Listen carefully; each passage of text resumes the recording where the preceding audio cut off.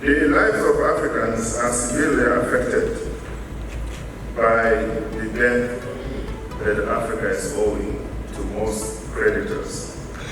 And one question that we always ask ourselves is, why are we paying debt that when we are not able to see the benefits of that money that was borrowed? The money that has been borrowed by most African countries, it does not go to the purpose that was said to be for. If that was the case, then we wouldn't be having the problems we're having today. Either the repayment or the benefits that our people will see today. The money that we're paying back, most of it ended up in the few pockets of few officials. Maybe to be more polite, I should say it was mismanaged. It's a gross word to say it was stolen. This calls for transparency on how the debts are contracted and how it is managed. The lack of transparency in these processes is the key to the problems that we're having today.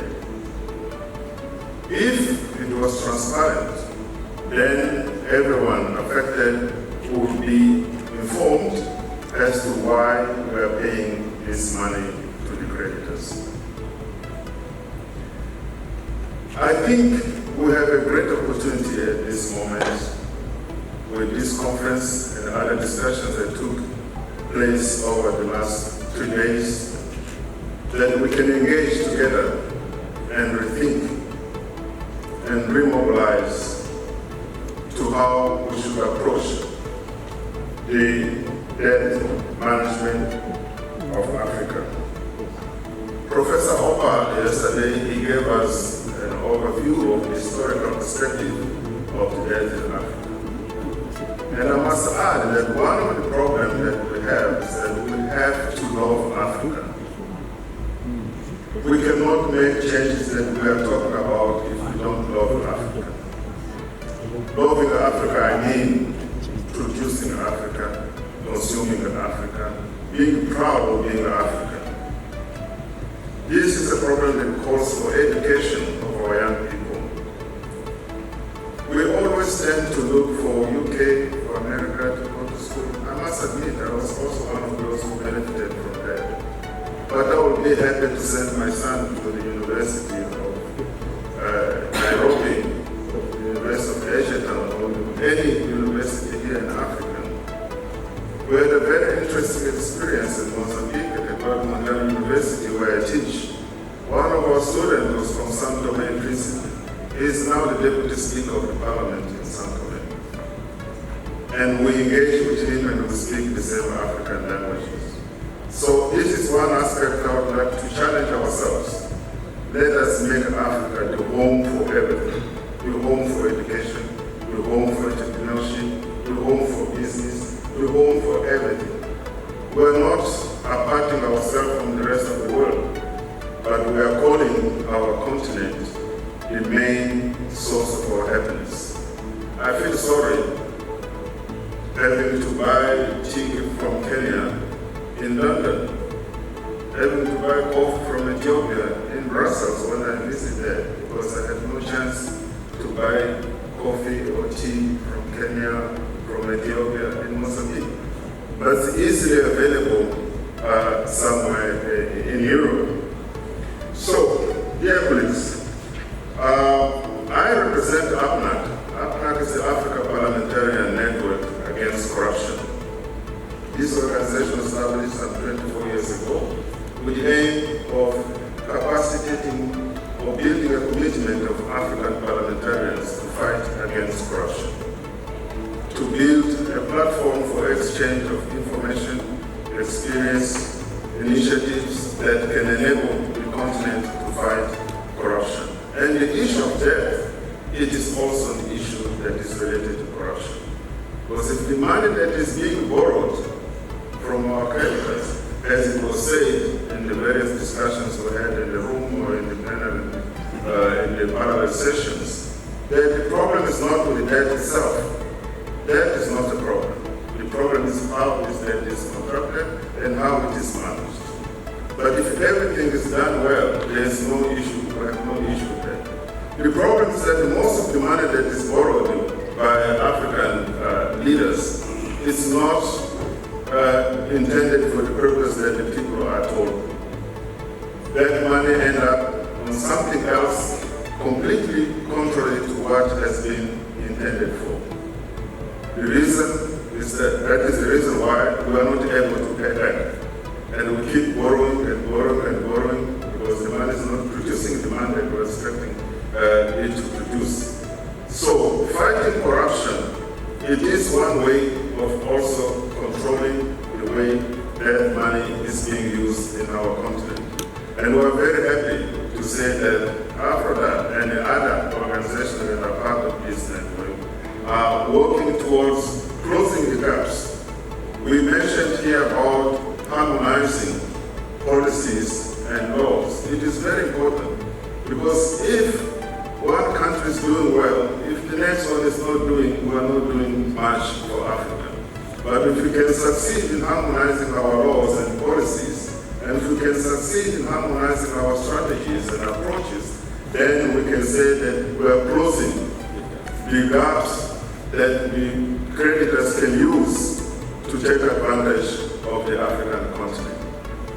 It is a shame for Africa to borrow money from the poor.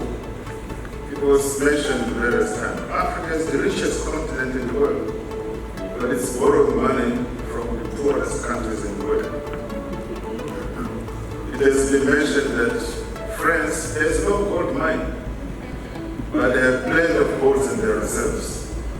When I talk about loving Africa, it's a leader who loves Africa, who will never steal money to keep it in a bank in Swiss or in France. The leadership that we have that can steal money, that can steal gold and pack it and put it in the banks in the Western, those are not loving Africa. Loving Africa means doing the best for your continent. Loving Africa means doing everything at your power to the betterment of our continent. So I plead to all of us, fellow parliamentarians, let us embrace each other. Civil society, parliamentarians, let us work together. Because there is an issue also that I must point out. We should stop working in isolation. There was a lot of knowledge that was shared in this conference. And I must tell you, less than 10% of knowledge that is here in this room,